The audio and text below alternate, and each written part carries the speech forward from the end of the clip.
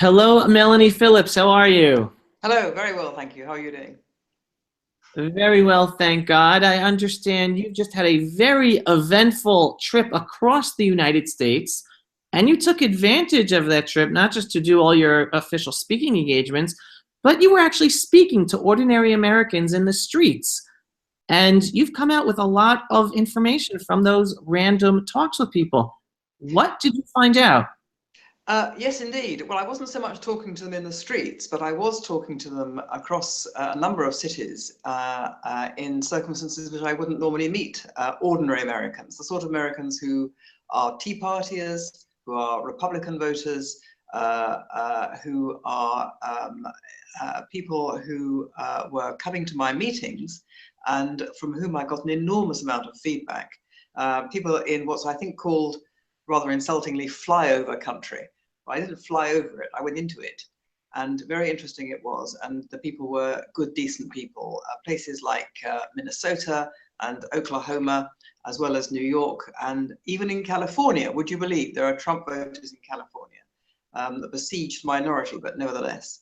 And it was most interesting because I found a variety of views. And what I found, however, among the Trump voters, and I have to say I met a lot of non-Trump voters as well, anti-Trump people.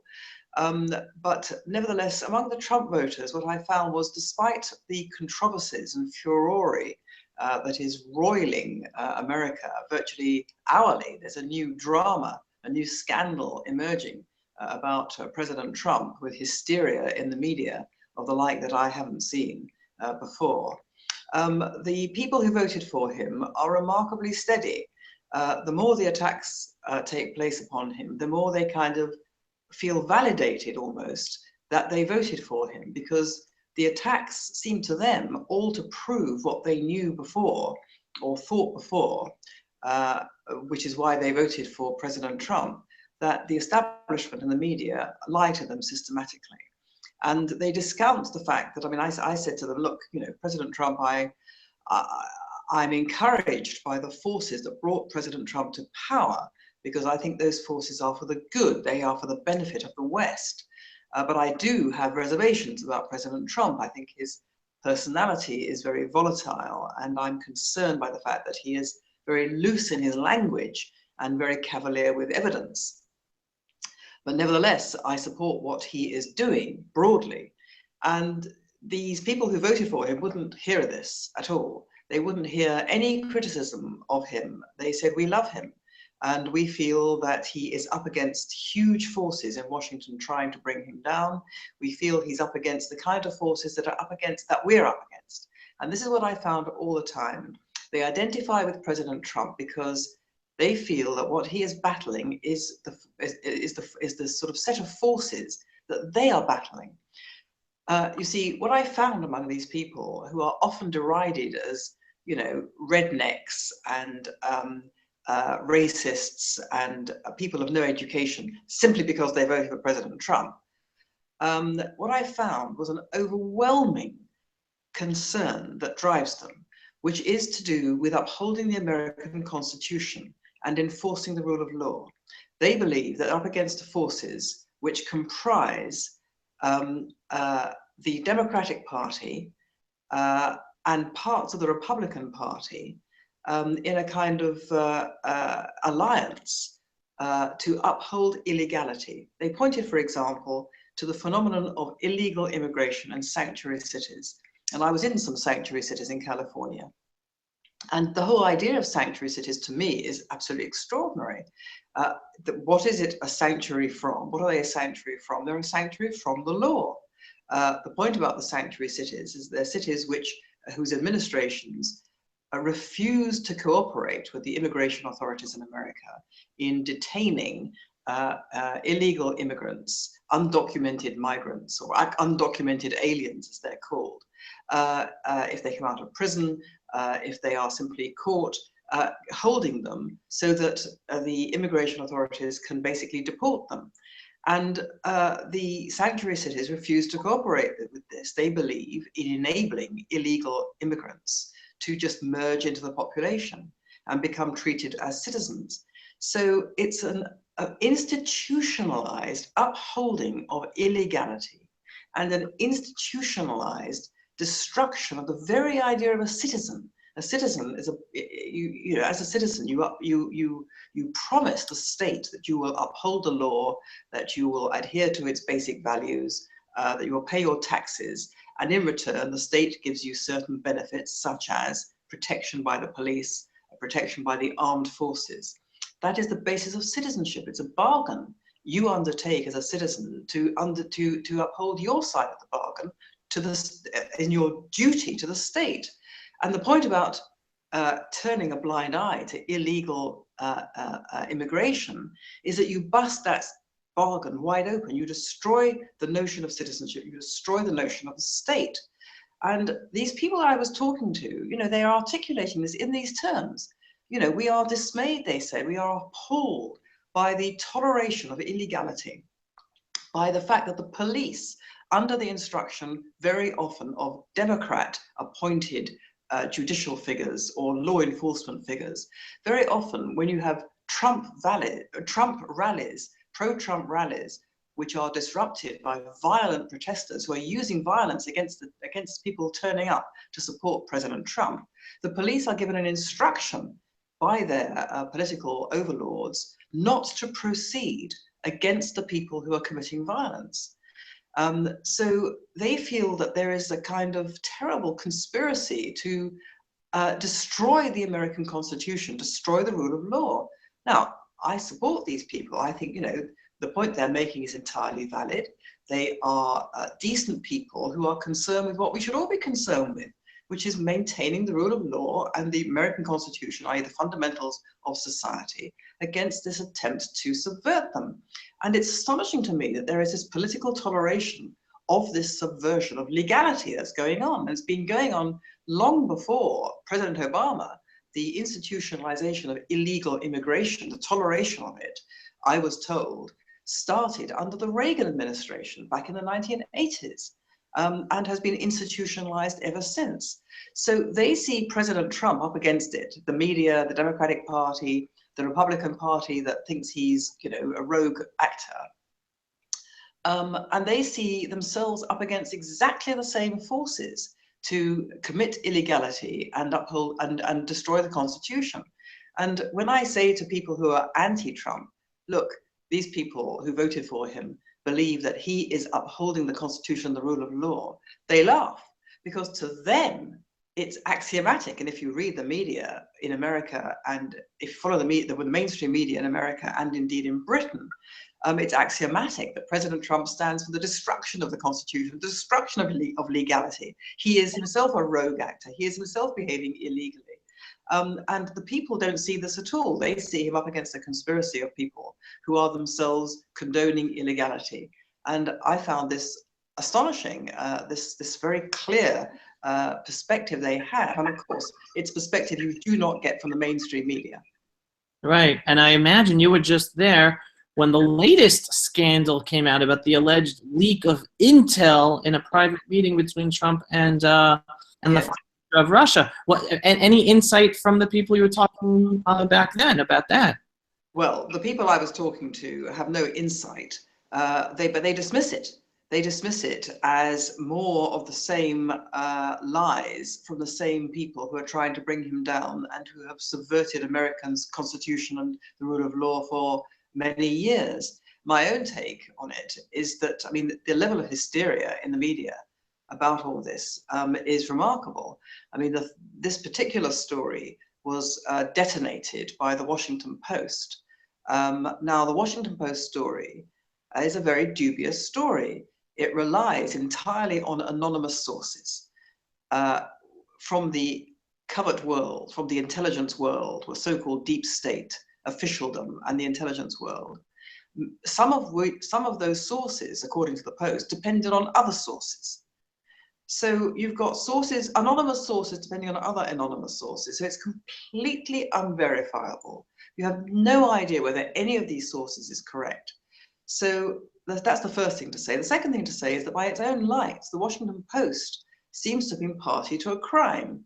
The point of the story was that this intelligence that President Trump apparently, allegedly, inadvertently disclosed. He disclosed it not by intent, but by loose talk, which would have enabled people who knew what they were looking for, like the Russians, to join the dots and connect to the source of this top secret intelligence, which was top secret because the source or sources were so important and so vulnerable. And so the leak could have led to the unmasking of these sources and put their lives in danger. That's the story we were told. But the point was that these shadowy sources that told the Post about President Trump's alleged misdeed in this respect told all this information to the Post. So they took information which by their own lights was so top secret, only a tiny number of people could ever know it, and gave it to journalists who then boasted they had it and then said, a particular piece of this information, which is the name of a city, we are not disclosing because it's so sensitive. So they were told the name of this city.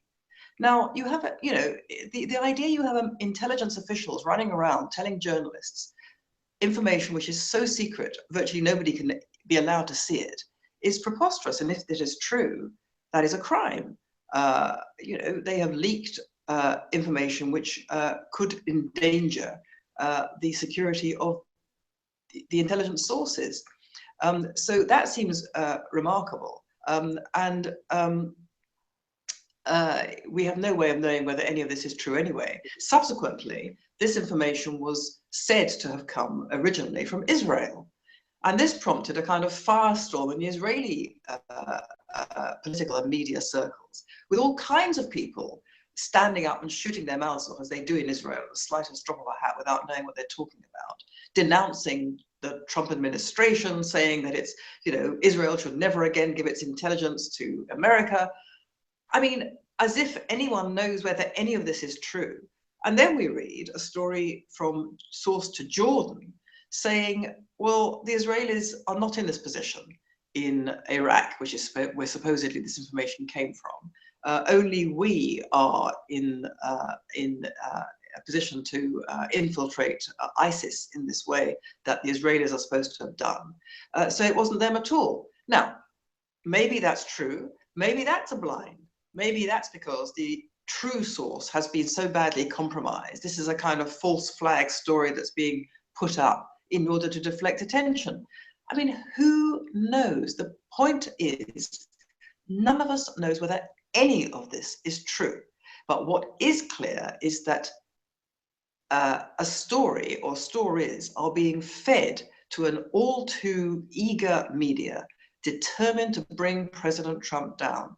This is an attempt by a whole bunch of people centered in Washington, D.C., centered in the intelligence services, the security world, the world of the permanent officials, plus the Democratic Party, plus elements in the Republican Party, determined to lever this president out of office. Now, whatever you think about this president, and I have my reservations about his character, he was democratically elected by the American people.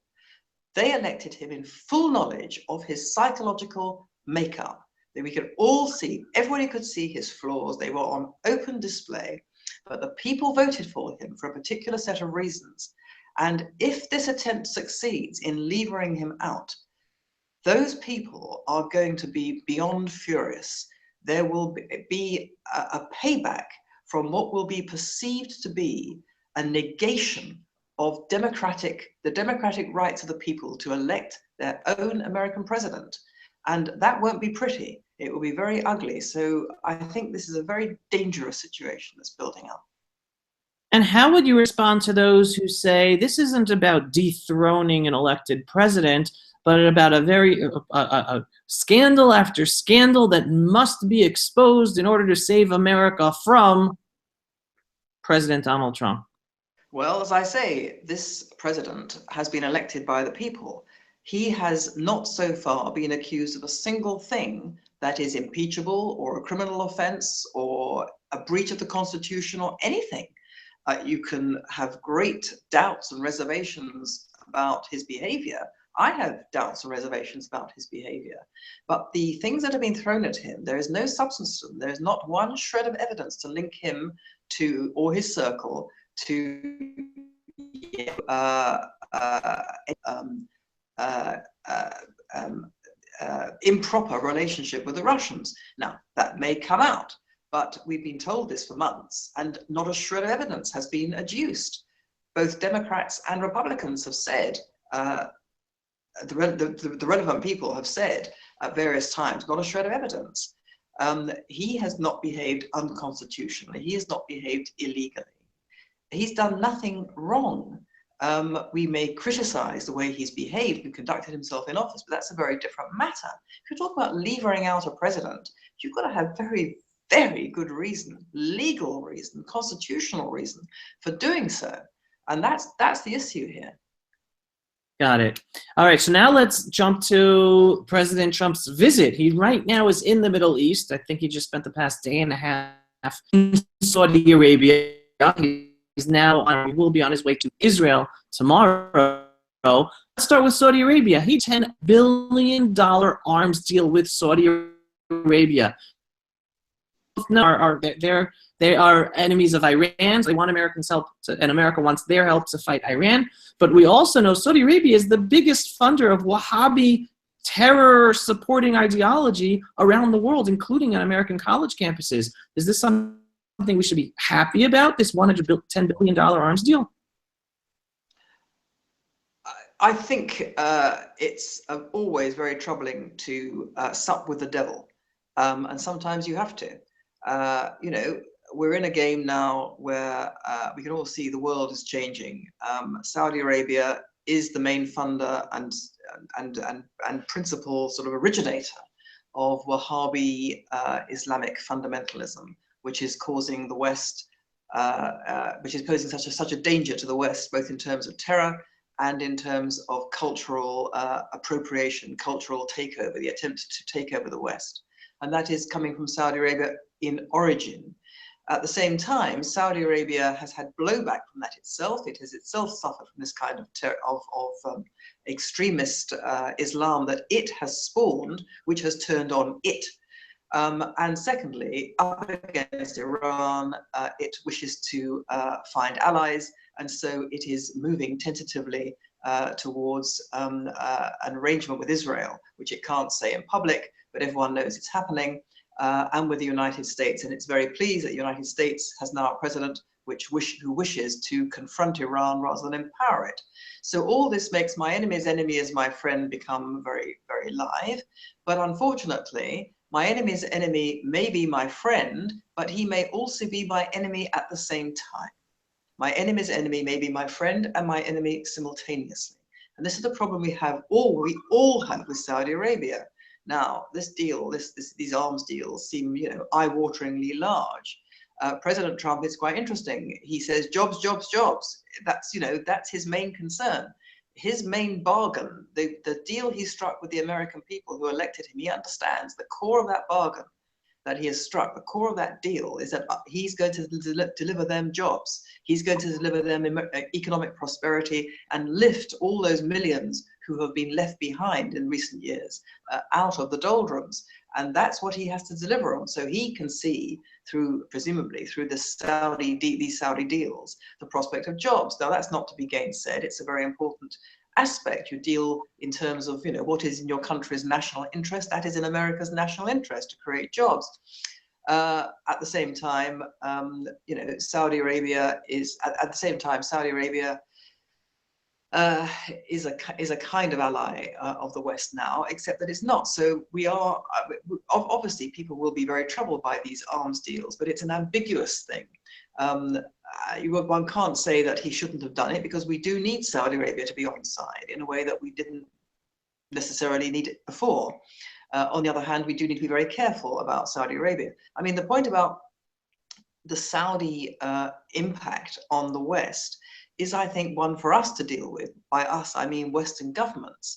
It's for Western governments to say, in America and Britain, to say that Saudi funding of Islamic institutions is a direct threat to us, and we will not have it. We should be prohibiting Saudi funding of our religious institutions. It's intolerable that Saudi Arabia is funding university departments of Islamic studies, for example, and turning them from objective centers of learning into arms of Islamic propaganda. It's intolerable that Saudi money is funding mosques and turning them into radical mosques. That funding should stop, but that's for us to do. You know, that's for us to undertake. And that's something that Western governments are very reluctant to do. So that's the way around I would put it. Okay, a very, very complicated situation. And here, let's jump to Israel, because he's on his way here. What do you think we should be expecting from his visit in Israel? He's talking about, on the one hand, he's been talking about moving the U.S. Embassy to Jerusalem. Very, very unclear. A lot of leaks from his administration. We have no clue who's talking in his name or not, about whether it will be moved, it won't be moved. And then obviously Saudi Arabia has its own deal on the table, the Saudi Peace Initiative from 10, 15 years ago, which is not good for Israel. And Israel said no to, but obviously they're the ones, I'm sure they're telling Trump, go with it. So what type of visit should we be expecting from Trump here tomorrow? It's extremely hard to say.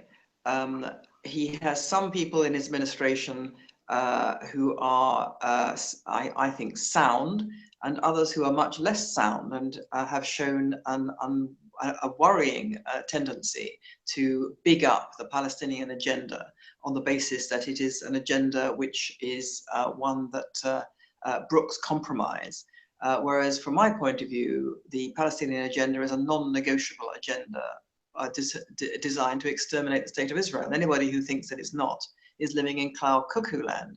And I'm afraid there are a lot of people in the Trump administration who do believe that, and are if that is the case, and if President Trump upholds that view that, you know, these are two sides whose heads basically got to be bashed together so they can achieve some sort of compromise, then he is going to find himself suffering the same fate as all previous American presidents who have pursued this well-intentioned but ultimately completely wrong-headed analysis of what the conflict is about. And it's going to hit the buffers. What he needs to do is to change the narrative. I'm not particularly concerned about the embassy move. I think that's just a piece of theatre, although it would be nice if it happened. But the really big move is for him to change the narrative completely and say, look, this is actually not about the division of territory between two sets of people with a claim to the same piece of territory. This is about the desire of the Arab side to exterminate the state of Israel. And that's going to stop. And until and unless the Palestinians, Mahmoud Abbas, stop inciting violence against Israel, stop teaching their children to hate and to murder Jews and to steal their land, until and unless Mahmoud Abbas and his Palestinian people say they will accept the right of the Jews to have their own state, their own homeland in Israel, which at the moment they refuse to do ever, until and unless they change their policy of exterminating the Jewish state, they will get nothing from me. No money, no diplomatic recognition, no political talks. That's what he should say. Everything else is window dressing. I don't care about the embassy. I don't care about him going and kissing the Western Wall. I don't care about him visiting or not visiting Yad Vashem. That's all he needs to do. He has to change the narrative. Will he do that? I think I would expect pigs to fly sooner, quite frankly, because I'm afraid there is nobody in his administration who has sat him down for his now famous 12-second concentration span and said that to him in 12 seconds. This is what you have to do. And until and unless he understands that, he's not going to get anywhere. The good side is that I'm told this is a president who never, ever, ever will betray Israel.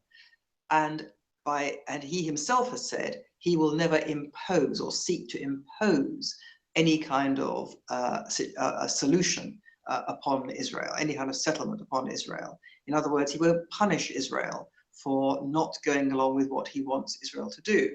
So that's good.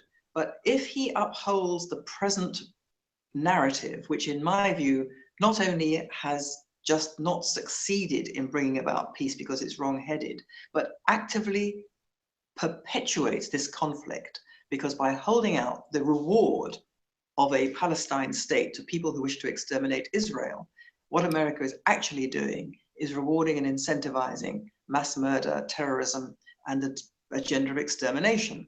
So if he were to uphold it in a rhetorical way, even though he's not going to put pressure on Israel to accept a Saudi deal or whatever it is, he will still be perpetuating this kind of incentivization of violence and terror, and that would be most unfortunate.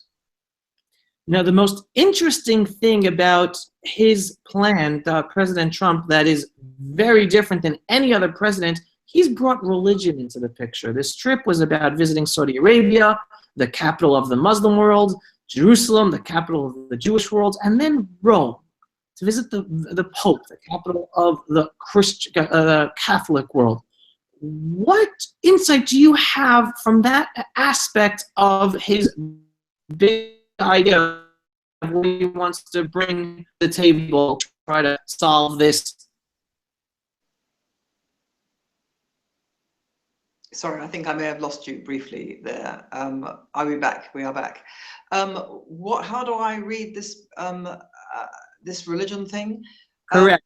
It is very striking. It is very striking. I think I don't know what's behind it. I really don't know what's behind it. I think he has understood something which other people have not acknowledged, which is that it is actually all about religion. And that I mean, my own view is that this is, you know, this is the great fight between Judaism and Christianity in one box, and the world of Islam in the other box. And while it is the case that not all Jews and not all Christians are on the same page, and certainly and also not all Muslims are on the same page, not all Muslims subscribe to Islamic supremacism. Nevertheless, there is clearly, I think I've lost you again. I'm going to wait until you come back again.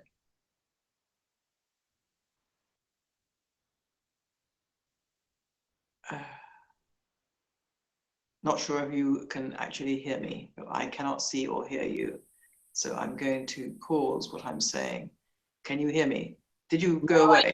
Now I hear you. I lost the whole answer to that. I didn't hear any. You want to say it again? Yeah. I was just saying, and I hope we don't get lost by technology again, that there is something very striking about his identification of religion as being the galvanizing thing in all this. And from my point of view, this is a clash between two religious outlooks. On the one hand, Judaism and Christianity, which for these purposes I put in the same box, and in the other, on the other hand, the world of Islam. Yes, many Muslims don't sign up to Islamic supremacism, but nevertheless, enough do to make this an attempt by the Islamic world to take over the non-Islamic world. No, I've lost you again. I don't think the technology world wants us to deal with this question. It doesn't. Clearly, divine interference. Divine interference. So you know what? We'll end here. We will deal with that, I guess, next time. We'll be smarter. All right. Sorry about that. All right. Thank you very much for your time, Melanie. Thanks, Emily. So long. So long.